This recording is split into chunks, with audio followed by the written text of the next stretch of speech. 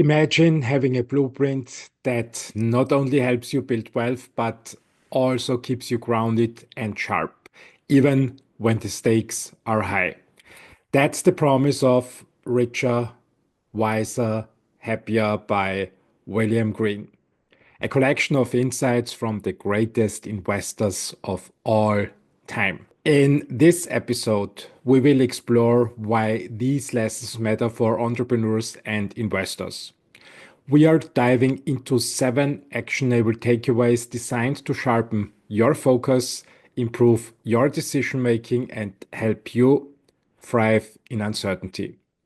Each lesson ends with coaching questions to help you reflect on your journey and apply these insights directly to your work. What makes this book stand out isn't just the advice on investing, but the mindset and habits behind it.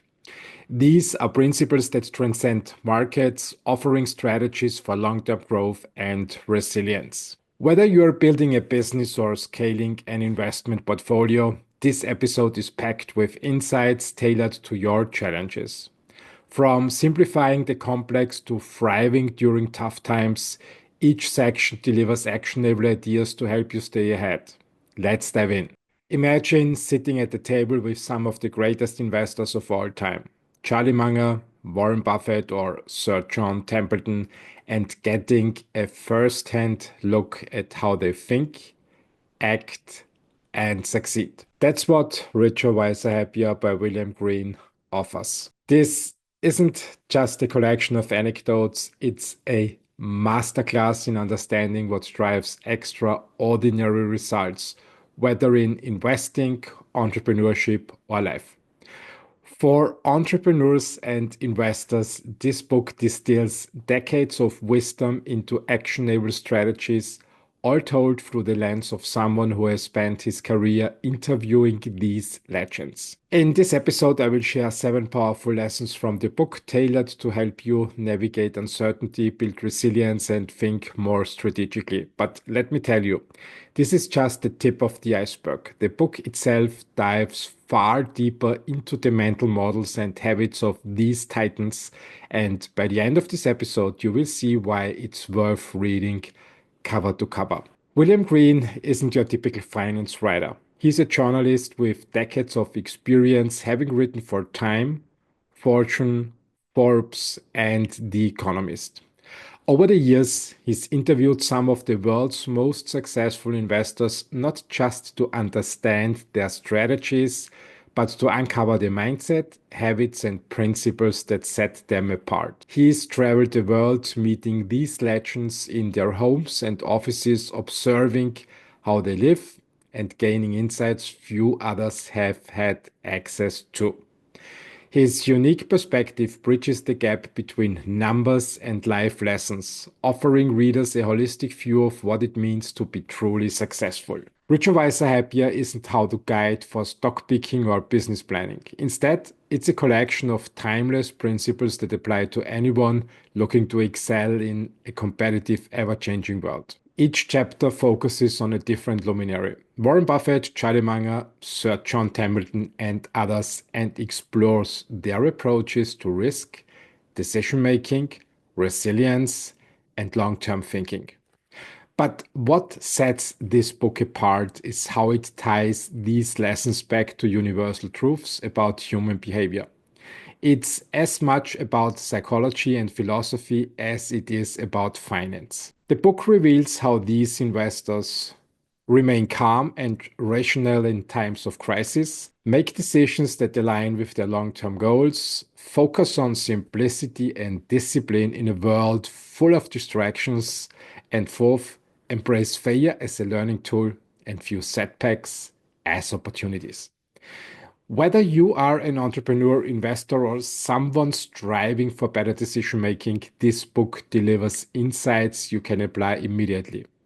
For example, how many times have you acted out of fear or followed the herd only to regret it later? Richer, Wiser, Happier helps you recognize these patterns and avoid these pitfalls. While I will share 7 actionable lessons today, the book is packed with so much more personal stories, behind the scenes details, and frameworks that can transform the way you think about success.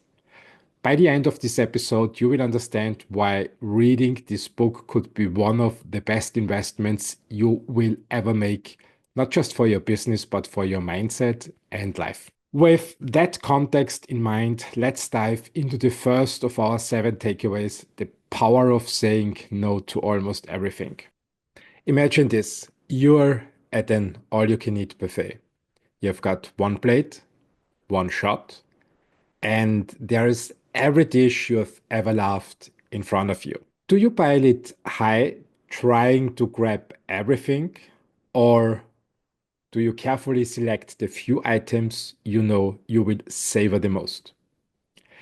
Success in entrepreneurship is no different. You can't say yes to everything and expect to win. The most successful entrepreneurs and investors have mastered the art of saying no. They don't chase every shiny opportunity, please every stakeholder, or serve every customer.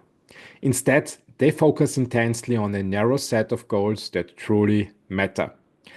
As Charlie Munger famously said in the book on page 14, the difference between successful people and really successful people is that really successful people say no to almost everything.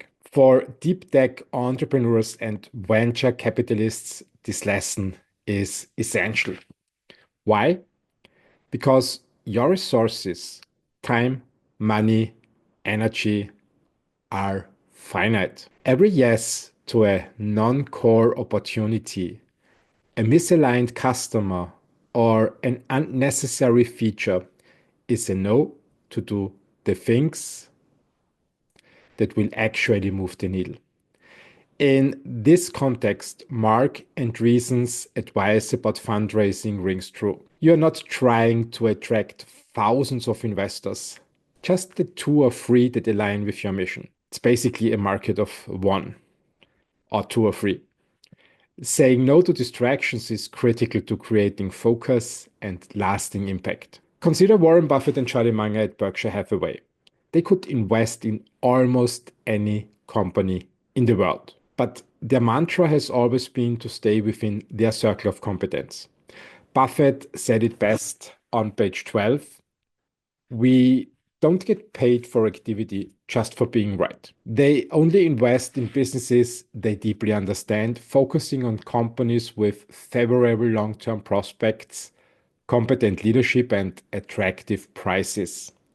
This discipline of saying no to almost everything ensures they maximize their returns on the few things they say yes to. Now, think about your own business. Jeff Bezos provides another excellent example. When Amazon started, Bezos didn't aim to sell everything to everyone. He focused solely on books, a niche product where he could execute brilliantly. By narrowing Amazon's focus early on, Bezos laid the foundation for the company's future dominance. As he later explained, relentlessly returning efficiency improvements and scale economies to customers creates a virtuous cycle. It's on page 159 in the book. That cycle started with a singular focus. Every yes is a no to something else. By saying yes to distractions like the Tischfußball table, you're saying no to the high leverage activities that could transform your business. Munger was right when he said, page 14, if you learn from other people, you don't have to get too many ideas on your own. Just apply the best of what you see. And the best thing you can apply here is the discipline to focus and saying no to almost everything that has nothing to do with your core business. So, how do you put this into practice? Start by asking yourself these 3 coaching questions to reflect on your business and priorities. The first one: what opportunities am I currently pursuing that don't directly support my long-term goals?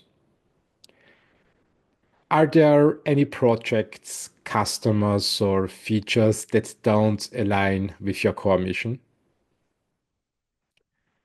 Second one: who are the one or two stakeholders I should focus on pleasing the most. Whether it's a key customer, investor, or team member, clarity here can save immense energy. And the third one, what can I say no to this week? Identify one meeting, one task, or one request that doesn't contribute to your success and eliminate it. Success begins with focus, and focus begins with saying no.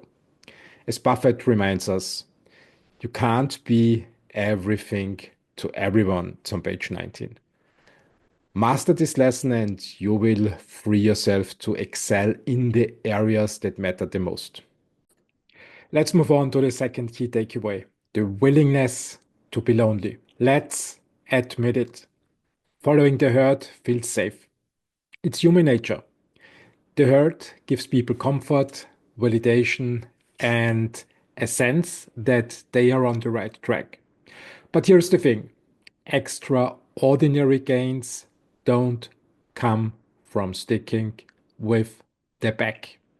Sure, you might squeeze out a little reward, but the biggest wins, and yes, also the biggest risks, belong to those who are willing to step away from the crowd and act on their own convictions. Success in entrepreneurship and investing often demands the courage to go against the herd. On page 31, William Green writes, it is impossible to produce superior performance unless you do something different from the majority. He cites Sir John Templeton. So, what's the problem? Breaking away from the herd feels unnatural. It goes against human nature.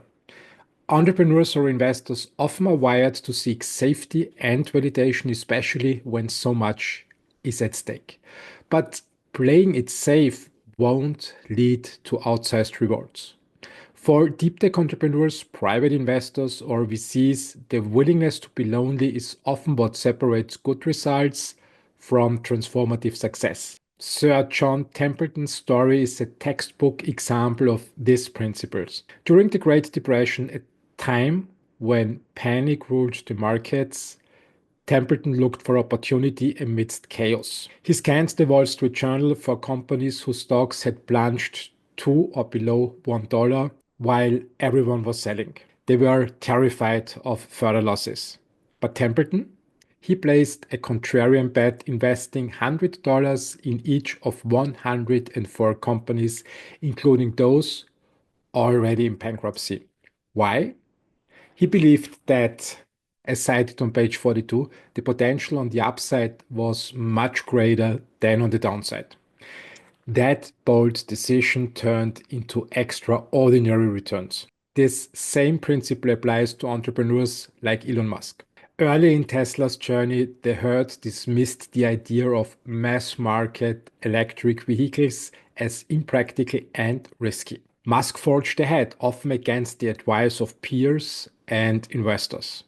His willingness to endure loneliness and skepticism created an industry leader that didn't just survive, it redefined the entire transportation industry. Templeton also offered practical advice for making contrarian moves wisely. It's in the book on page 46. The best way to find bargains is to study whichever assets have performed most dismally in the past 5 years, then assess whether the cause of those woes is temporary or permanent. Whether you are evaluating a stock or a business idea, success often lies in overlooked and underestimated opportunities. Here is the thing, following the herd can feel safe, but it rarely leads to greatness. To achieve outsized results, you must be willing to stand apart, endure skepticism, and act with conviction when others hesitate. Let's bring it back to you with these coaching questions. The first one, where in your business or investments are you following the herd? Identify opportunities where you might be playing it a little bit too safe. Second, what overlooked areas could present high reward opportunities? Think about industries, markets, or ideas others might be ignoring. And the third one, how prepared are you to act alone and go against the herd when the right moment comes? Consider what steps you can take to build the conviction and resilience to go against the grain. The truth is, it's not easy being lonely, but if you are willing to embrace that discomfort, you might just find yourself achieving the kind of success most can only dream of. Now to the third key takeaway. Resilience is the ultimate strength. Let's play a quick thought experiment. Imagine you're building the company of your dreams. Things are finally going great and success feels inevitable. Then suddenly a downturn hits like 2020 COVID or 2022, the Russian-Ukraine crisis. Funding dries up, your biggest customers cancel, or a disruptive competitor enters the market. So what happens next? For some, it's game over. But for those who've prepared for the storm, it's just another chapter in a long success story. Here's the thing. The ups in business often take care of themselves. It's the down cycles that separate the survivors from the casualties. Economies, industries, and businesses all operate in cycles. There are times of boom and inevitable times of bust. It's a pattern as old as markets themselves. Howard Marks calls this the recurring process of boom and bust, noting that while the future is unpredictable, these cycles are remarkably consistent. Page 70 in the book. Here's why this matters. Long-term success isn't just about thriving in good times. It's about surviving the bad times. And that survival often comes down to one thing: resilience. For entrepreneurs and investors, resilience means preparing for the unknown, minimizing risks, and having a solid contingency plan. Those who survive downturns not only endure, they emerge stronger, ready to seize opportunities when others are licking their wounds. Howard Marks offers a masterclass in resilience. His approach revolves around risk mitigation and shock resistance. As he puts it on page 98 in the book, you want to be structured to participate in the march of mankind, but to survive the dips along the way. This means keeping cash reserves, avoiding over-leveraging, and steering clear of fragile investments. Similarly, Warren Buffett is famous for his steadfast emphasis on cash reserves. During the 2008 financial crisis, while many companies scrambled to stay afloat, Buffett's Berkshire Hathaway had ample liquidity. This allowed him to make lucrative investments when others couldn't. As Buffett says on page 103, by the time you're hunting for an umbrella in the middle of a storm, it's pretty difficult to find one. Resilience also involves a mindset shift. Marx encourages entrepreneurs and investors to prepare for downturns in good times. Why? Because optimism can blind us. As he writes, the environment is what it is, but we can control our response, turning more defensive or aggressive depending on the climate. It's on page 73 in the book. The resilient player doesn't just react, they anticipate, plan, and endure. Consider Amazon under Jeff Bezos. From the start, Bezos focused on long-term sustainability, reinvesting profits into growth while maintaining operational flexibility. Even during the dot-com crash, when countless tech companies folded, Amazon weathered the storm by relying on its disciplined approach to capital allocation. The takeaway is simple. Resilience is the ultimate strength. It's not about avoiding risk entirely, but about preparing for downturns before they happen. Those who survive the tough times position themselves for extraordinary success when the good times return. Let's bring this back to your business or investments with these coaching questions.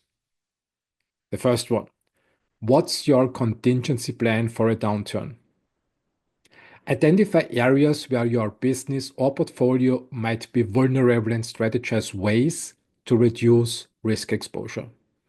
Second, are you prioritizing resilience in good times? Consider how you can build cash reserves, minimize debt, or maintain operational flexibility while things are going well. The third one, how do you handle risk? Evaluate whether you are balancing risk and reward effectively, ensuring that any potential losses are survivable. The resilient players, the ones who plan for bad times during the good, aren't just lucky. They are prepared. And in the long run, preparation always beats luck. And we are already at key takeaway number 4. Beware of emotions and ignorance. Imagine being at the helm of a startup, steering into uncharted waters every single day. Nothing is routine. Every decision feels like it carries the weight of the world. As Elon Musk often points out in interviews, the bigger the company, the bigger the problems that land on your table as a CEO. Sounds exhausting, right? Now add human emotions to the mix. Fear of failure, frustration with slow progress, or overconfidence from early success. These emotions can cloud judgment, ruin relationships, and take a company simply off the track. The question is, how do you keep it together when the stakes are sky high? This brings us to a lesson from Sir John Templeton, one of the most successful investors of all time. Templeton was no stranger to chaos, he thrived in it. Yet he consistently warned against emotional decision making. He said, most people get led astray by emotions in investing. They get overly optimistic when profits are high and overly cautious when losses mount. It's on page 44 in the book. Does this sound familiar? It's not just investing, it's every entrepreneur's journey. Templeton paired this advice with another key point. Ignorance is equally dangerous. Many people, he said, buy something with the tiniest amount of information.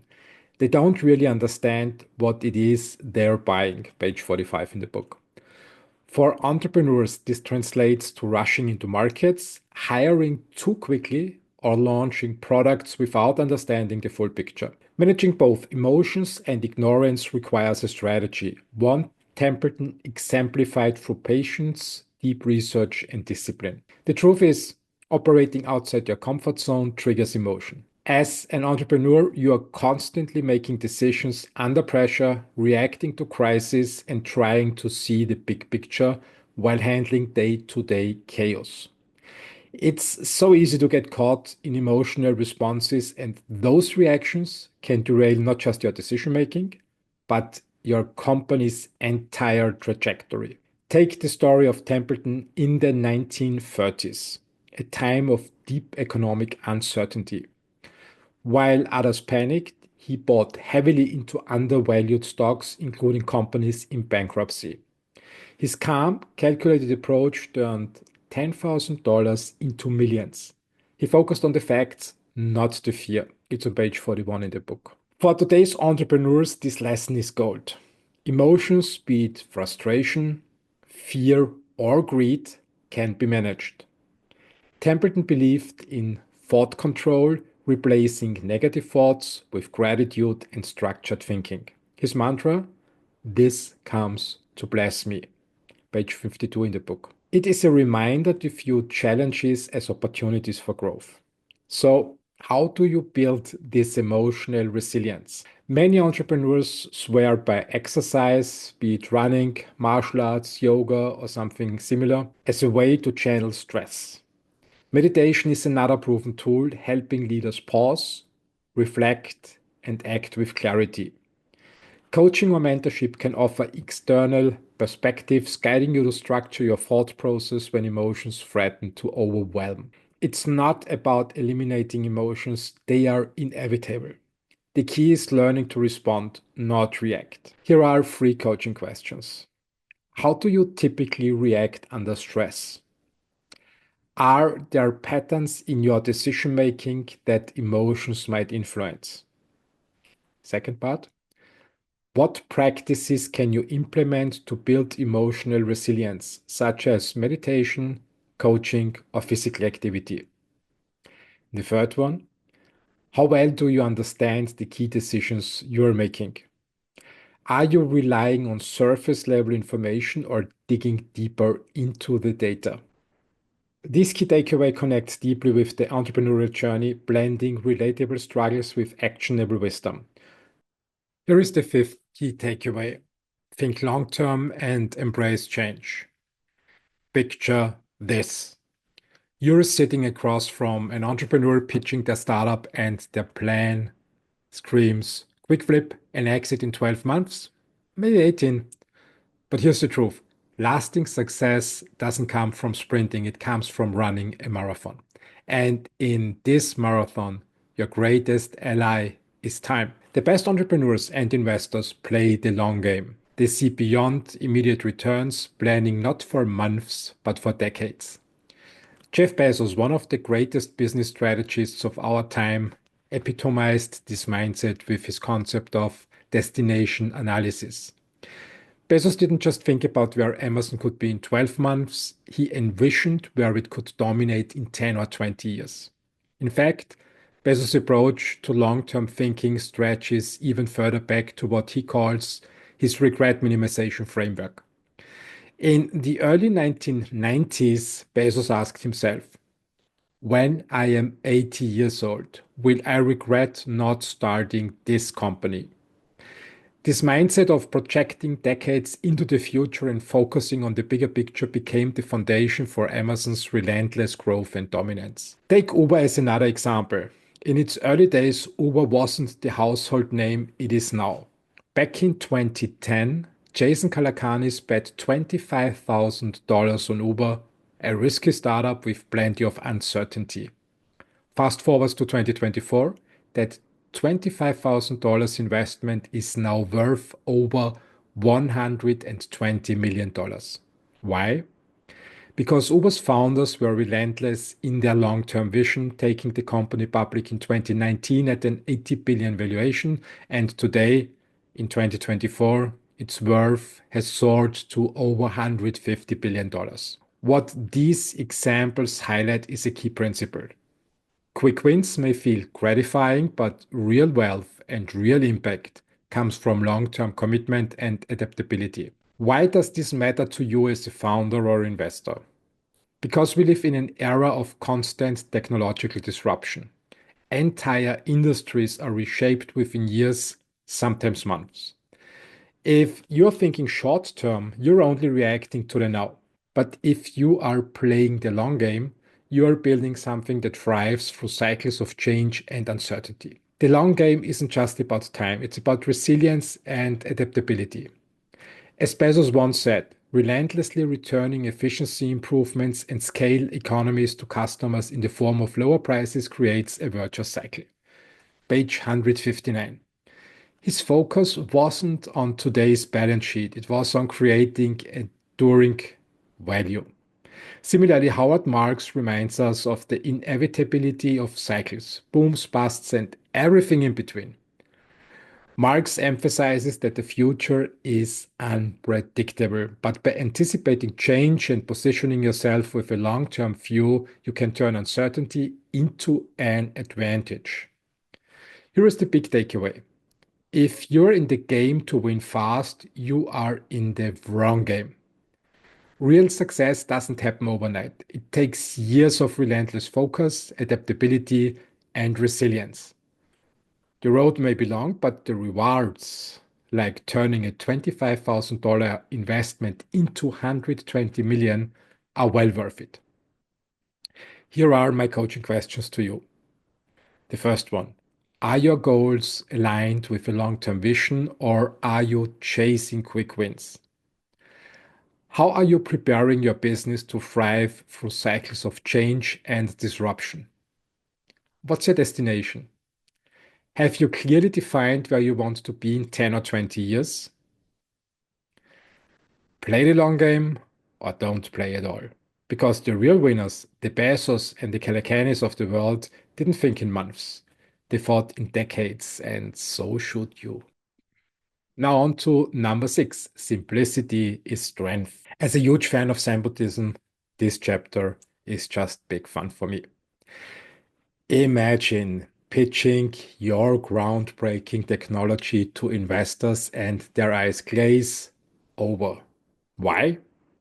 Because they didn't understand the word you said. In science, complexity is admired. In business, simplicity wins. As Albert Einstein famously said, if you can't explain it simply, you don't understand it well enough. Simplicity isn't just about making things easier, it's about making them accessible and impactful. In deep tech, entrepreneurs often create solutions so complex that only a handful of experts can comprehend them. That might win a Nobel Prize, but it won't win market share or investor confidence. Take inspiration from Apple and Google. Apple's Zen-inspired product design and Google's minimalist homepage aren't just aesthetic choices, they are strategic.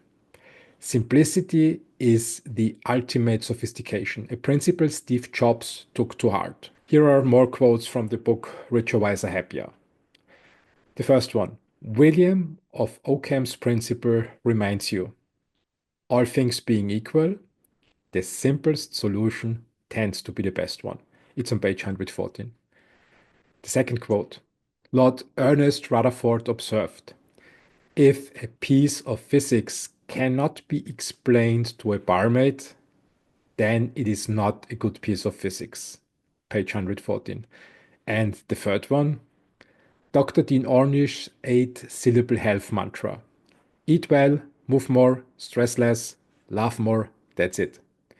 It demonstrates the power of reducing complexity.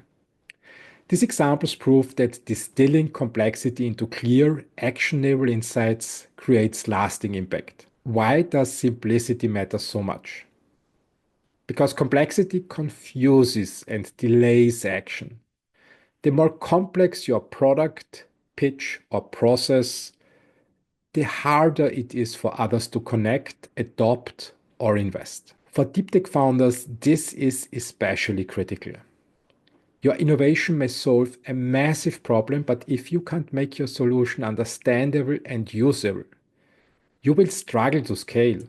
As Warren Buffett said, we want the business to be one that can we understand, with favorable long-term prospects, operated by honest and competent people, and available at a very attractive price.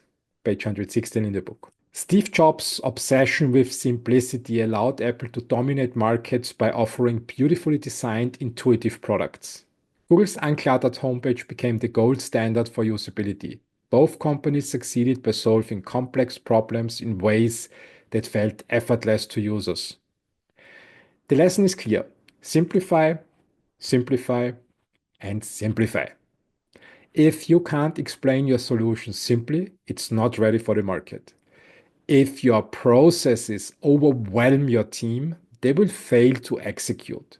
If your strategy is convoluted, your customers and investors won't buy in. As entrepreneurs, your job isn't just to innovate, it's to communicate your innovation in a way that resonates, and simplicity helps. Here are my coaching questions to you.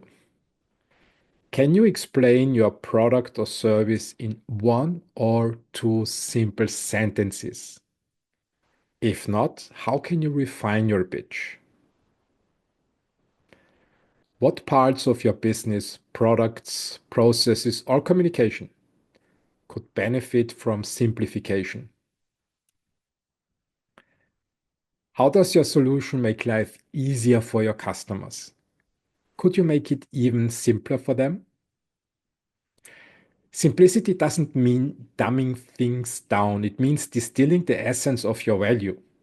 Whether you're designing a product, pitching investors, or scaling your business, remember, simplicity is strength. And here we are at the final key takeaway. Success is built on habits and incremental progress. What separates successful entrepreneurs from those who never scale? It's not just genius ideas or luck. It's their ability to identify what works and relentlessly focus on it. They master the art of small, consistent improvements and double down on activities that truly drive results. As David Brailsford, the architect of Team Sky's cycling dominance, famously said, success is about the aggregation of marginal gains. Page 180 in the book. This principle of relentless refinement applies perfectly to deep tech. Successful founders don't spread themselves thin. They focus their teams on the 20% of activities that yield 80% of results. This is the Pareto principle in action, amplifying what works and ruthlessly cutting what doesn't. Mark Gainer, featured in Richer, Wiser, Happier, embodies this mindset. He emphasizes, what I learned over time is that often it was just the people who didn't give up, who just kept learning, kept evolving, stuck to it, and were willing to live through adversity. Page 106. His philosophy aligns perfectly with the idea of disciplined, incremental progress. Success isn't built on one-off brilliance, but on consistent effort. Consider the philosophy of Kaizen or continuous improvement. Brailsford applied this in cycling by refining every small detail. Bike design, rider nutrition, even the aerodynamics of clothing. Each adjustment seemed minor, but together they created a winning edge. Why does this matter for deep tech founders? Because your industry is long-term by nature, and breakthroughs often take years of disciplined effort. When cash flows start coming in, the real question becomes, how can you optimize and scale? You don't need to reinvent the wheel every day. Instead, identify the processes, activities, and ideas that generate results. Scale those relentlessly. Eliminate or minimize distractions that don't contribute to the end goal. As Richer, Wiser, Happier reminds us, it's not about perfection, it's about progression. Page 180 in the book. Warren Buffett applies a similar approach to investing.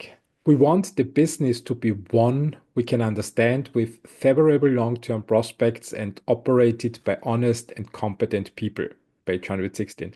This clarity drives focus and consistent performance over decades. The secret to sustainable success isn't chasing every new opportunity. It's in doubling down on what already works.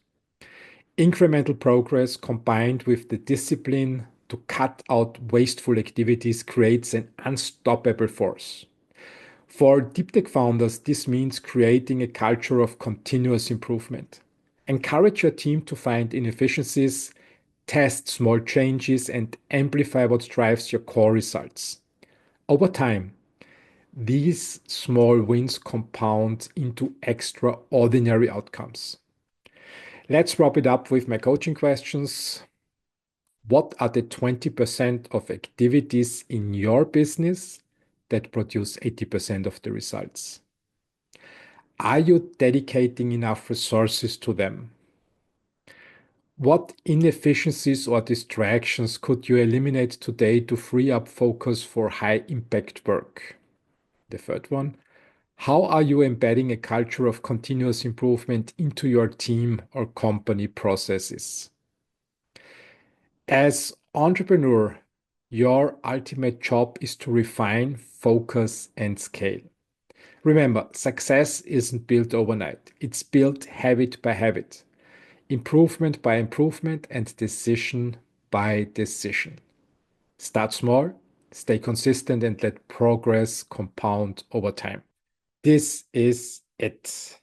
This episode covered 7 actionable lessons from Richer, Wiser, Happier, insights that can help entrepreneurs like you and investors build resilience, think long term, and make smarter decisions. The importance of saying no, embracing change, managing emotions, and simplifying strategies are just a few highlights.